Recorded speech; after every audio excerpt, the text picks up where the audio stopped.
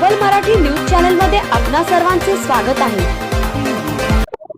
मी हरिभाऊ बाबूराव डोसे, तिन्ही समाज जिल्हा अध्यक्ष। आज अहमदनगर शहरात मतदान झालं। यामध्ये संग्राम भैया जगताप हे प्रचंड मताने विजयी झाले आहे। याचं काम जनतेच्या हितासाठी एकदम सुंदर आहे।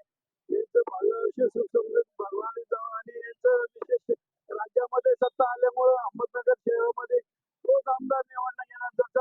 ज्याच्या हातात राज्य आहे त्याच्या हातात सत्ता आली तोच अहमदनगर शहराचा विकास करू शकतो, असं एकमेव आमदार आहे। संग्राम भैया जगताप हेच नगर शहराचा विकास करतील। त्यांना भावी फार शुभेच्छा। हरिभाऊ डोसे ते डोले अहमदनगर।